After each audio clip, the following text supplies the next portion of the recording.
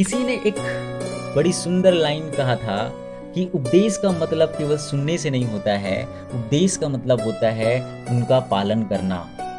Hello and welcome दोस्तों, I am Ram Niwas Verma. मैं आज आप लोगों को एक स्टोरी के माध्यम से बताना चाहूँगा कि उपदेश का सही मतलब क्या होता है।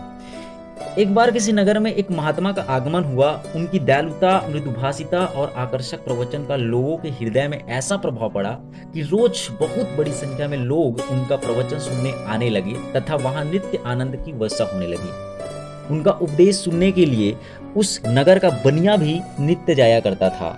वह प्रवचन समाप्त होने के बाद जब अपने घर आता, तब अपने घर के लोगों को भी स्वामी जी के उपदेश का हाल बताया करता था। उस बनिए के घर एक तोता पला। वह तोता भी यह हाल बनिए से बड़े ध्यान से सुना करता था। एक दिन नियत समय पर जब वह बनिया स्वामी जी के प्रवचन में जाने के लिए तैयार होकर चलने लगा, तब पिंजरे में बंद तोते ने बनिए से कहा, भाई, आप स्वामी जी का उपदेश नित्य सुनकर आनंदित होते हैं। आज मेरी ओर से भी महात्मा जी से प्रार्थना कीजिएगा और उनसे कहिएगा कि वे मुझे भी कुछ उपदेश देने की दया करें। बनिए ने तोते की बात सुनी और कहा कि तुम्हारी प्रार्थना में स्वामी जी को सुना दूंगा। यह कहते हुए बनिया प्रवचन सुनने चला गया। स्वामी जी का प्रवचन समाप्त होने के बाद बनिया ने तोते की प्रार्थना स्वामी जी को सुनाई और कहने लगा कि महाराज, पिंजड़े में बंद तोते ने बड़ी नम्रता पूर्वक आपसे प्रार्थना की है और कहा है कि मेरे लिए स्वामी जी का क्या उपदेश है, पूछकर आना। जैसे ही बनिया महाराज इसको बताया, तो तोते का संदेश सुनते ही महात्मा अपने आसन पर बैठे मूर्छित होकर गिर पड़े। उनकी आंखें फिर गई, हाथ पैर छपटाने लगे और चेहरे का रंग उड़ गया। महात्मा की ऐसी दशा देखने के बाद लोग चारों ओर दौड़ पड़े। कोई भीड़ हटाने लगा, किसी ने पंखा किया, किसी ने पानी छिड़कने लगा और किसी ने तेल की मालिश की। इस तरह बड़ी तत्परता से उनके उपचार किया। बड़ी देर बाद बड़ी कठिनाई से स्वामी जी को होश में लाया जा सका। लोग बनिए को डांटने लगे और उससे कहने लगे कि तुमने ऐसा क्या अशुभ और बुरा संदेश स्वामी जी को सुनाया जिसके कारण स्वामी जी की ऐसी दशा हुई। बनिया यह सब डांट फटकार सुनकर चुपचाप अपने घर चला गया। घर पहुंचने पर तोते ने बड़ी आशा भरे नेत्रों से बनिए की ओर देखा और उससे पूछने लगा, भाई, आपने मेरी प्रार्थना स्वामी जी को सुनाया? तो तोते की बात सुनते ही बनिया बड़े क्रोध में आ गया और वहां की घटना का सब विवरण तोते को सुनाकर कहने लगा कि तूने कैसा शुभ संदेश भेजा था कि जिसे सुनते ही स्वामी जी की ऐसी दशा हुई और लोग के द्वारा मुझे भी खरी खोटी सुननी पड़ी। बनिए के द्वारा यहाँ की घटना का हाल सुनते ही तोता पिंजड़े के भीतर बड़े जोर से फड़फड़ाया और मूर्छित होकर गिर पड़ा। वह बेहोश हो गया, उनकी आंखें पथरा गई और पैर ऊपर टंग गया।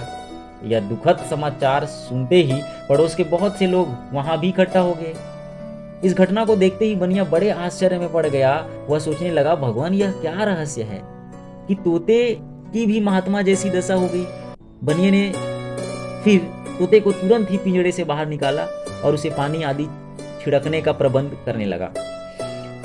तोता पिंजड़े से बाहर होते ही तुरंत उड़कर आंगन में झाड़ पर दूर जाकर बैठ गया और कहने लगा, नित्य भगवत कथा सुनने वाले प्रेमी जनों, भव सागर से पार होने तथा माया के बंधन से छूटने के लिए वेद शास्त्र, रामायण, गीता तथा उपनिषद आदि का उपदेश स्वामी जी के श्रीमुख से नित्य सुन रहे हो, परंतु केवल सुनना ही सुनना है, उसके अर्थ और भाव को समझकर वैसा ही कार्य और व्यवहार करना नहीं है।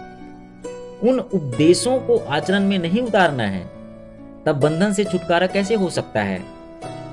देखो, तोता ने कहा, देखो, मेरा संदेश सुनकर दयालु महात्मा ने मुझे कैसा उपदेश दिया। मैं मूर्छित होकर आसन पर गिर पड़े, बेहोश हो गए और मितवत दिखने लगे। इसका अर्थ था कि बेटा, तू भी इसी तरह आचरण करना, तुझे मुक्ति मिल जाएगी। मैं समझ गया। तोता ने ऐसे कहा। मैंने उनके द्वारा किए गए उपदेश का अर्थ समझा और उससे अपने आचरण में लाया। परिणाम तुम्हारे आंखों के सामने है। मैं तुरंत बंधन से मुक्ति पा गया। अतः वेद शास्त्र और संत महात्मा के उपदेश केवल सुनने के लिए नहीं है, वरन उन्हें आचरण में लाने के लिए है, तभी उसका फल प्राप्त हो सकता है। तो दोस्तों, आपको इस कहानी के माध्यम से समझ में आ गया होगा कि उपदेश का मतलब क्या है। या वेद शास्त्र या रामायण गीता महाभारत ओनली पढ़ने से, ओनली जानने से नहीं होता है। इस आचरण को ढालना पड़ता है और इसके हिसाब से काम करना पड़ता है, तभी जाके हम बंधन से मुक्त हो सकते हैं। थैंक यू दोस्तों फॉर वॉचिंग दिस वीडियो।